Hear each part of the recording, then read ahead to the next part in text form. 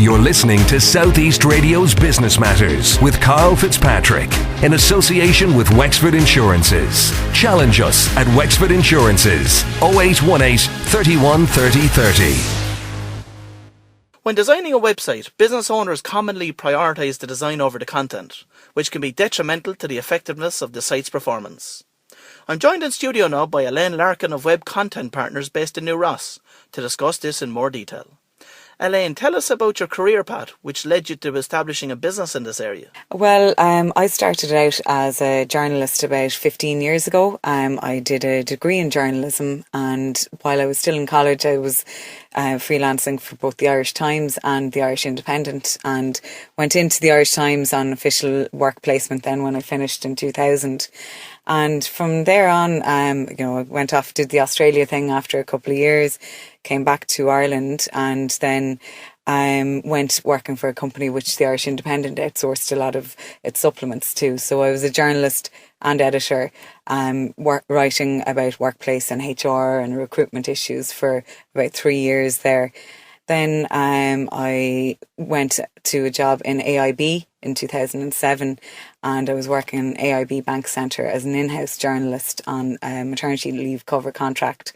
That came to an end in 2008, and as you know, there was a change in the economic landscape at the time, and I'd moved back down to my hometown of New Ross and decided to look for a PAYE job there, having worked in that for a few years.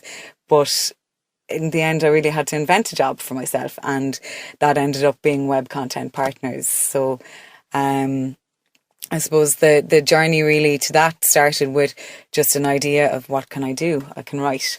I have a number of years writing and editing experience behind me, and realising, well, the web is the way forward. So that was it. That was how it started, just a simple idea of writing for the web. And I know that before that you completed the SEEP programme. That's right. In 2008, I had applied for the SEEP programme, which is the Southeast Enterprise Platform programme in WIT.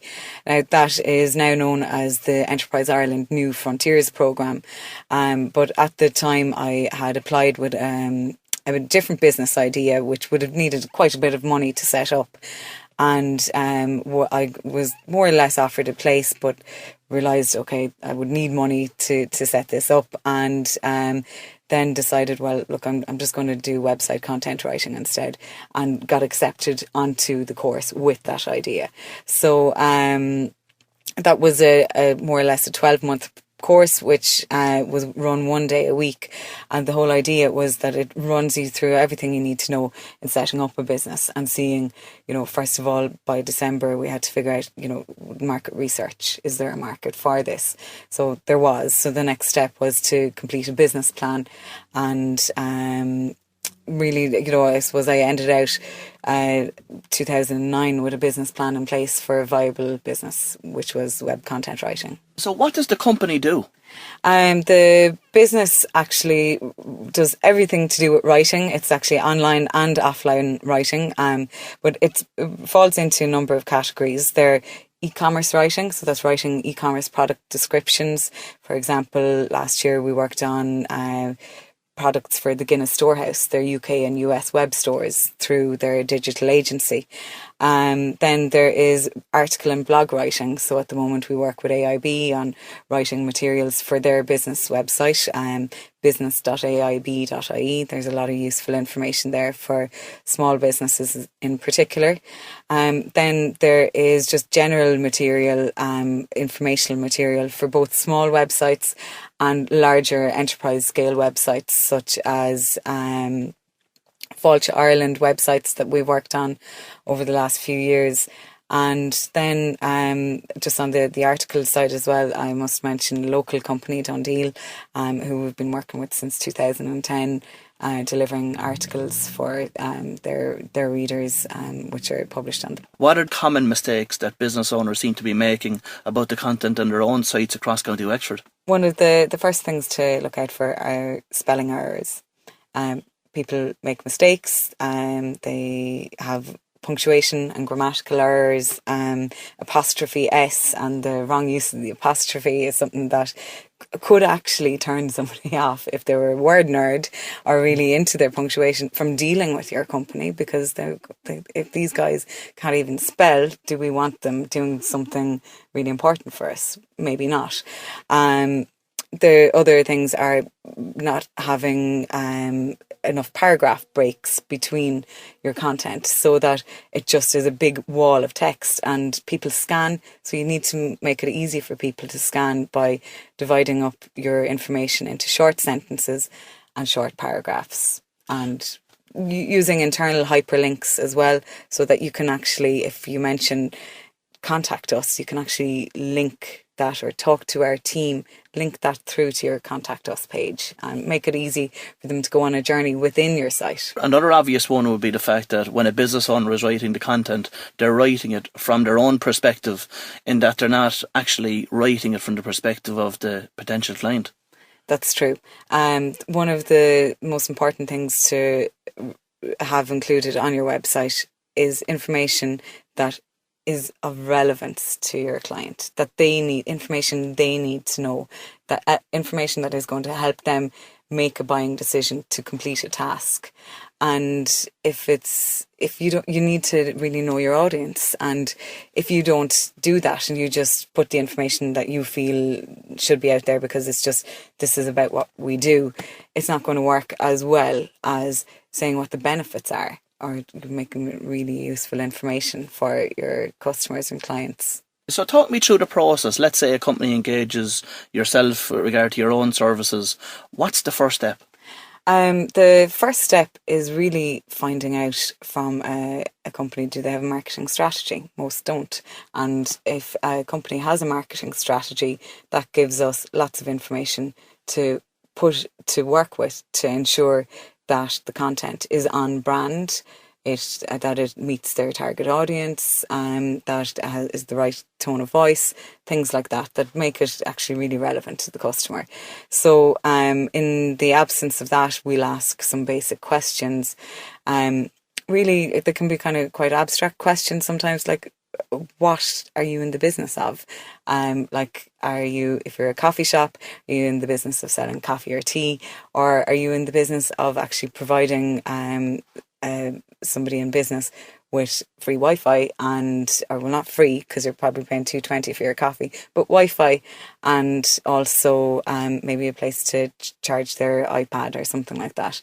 And communicating that information can only be done if we really find out what they're in the business of, and that what is relevant to their customers. So if their customers are mothers that are coming in, in the mornings with their children, they will have different needs than, we'll say, a company executive that's just popping in somewhere between meetings. And to communicate that kind of information on your website, we need to ask questions, and we just ask a lot of questions, really, to just get into the brain of the potential customer and the person really who's going to be reading the website and using it. And do you ask the company owner then to put together some information for you, and for you then to adapt that, or do you start from scratch?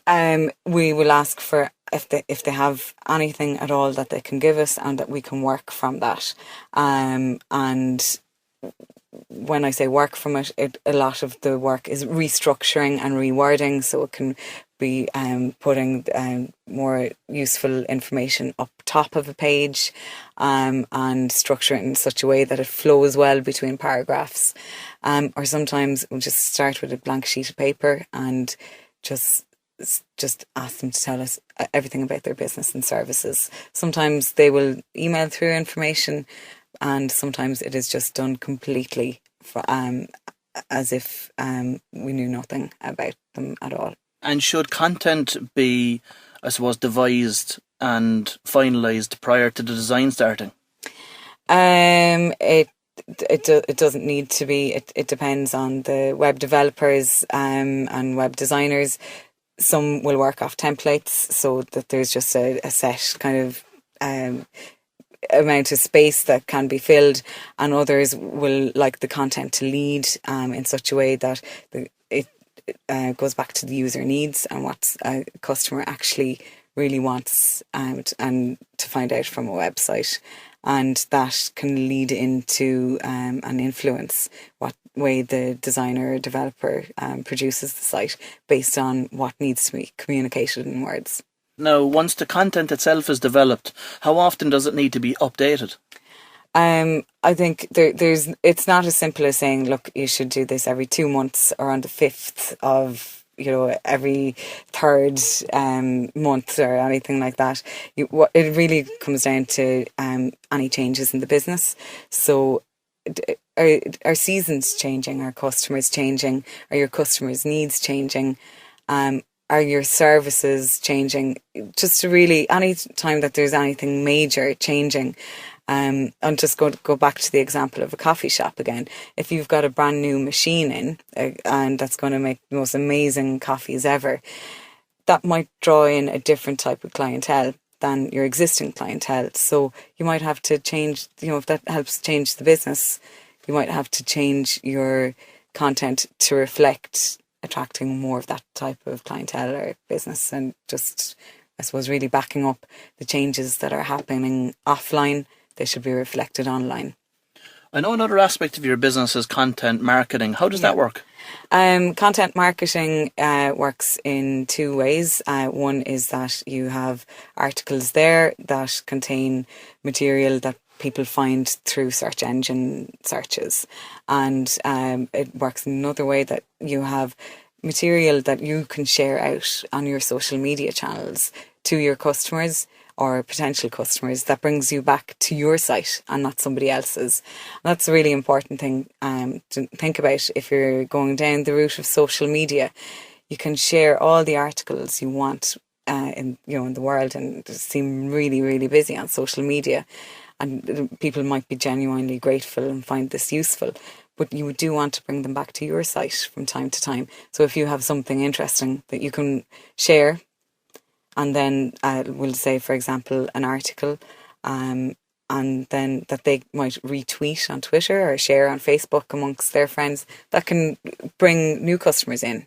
And I suppose you come across as a knowledge expert and being genuinely useful. So content marketing is through really about marketing your business through content and bringing people in. Who typically are your own clients? My own clients vary between startups and small businesses that are maybe undergoing a new web build, and we get a lot of business like that in through partner web developers and digital agencies. So they will bring us in as the writing partner. Another aspect there that's rarely spoken about is online reputation management. What are your thoughts on how to deal with that? Google yourself. Now, that is said in jest, but also seriously, do companies out there and executives in companies actually Google themselves? Do they know what is out there about them online? And basically, you could be mentioned somewhere and you might not know it.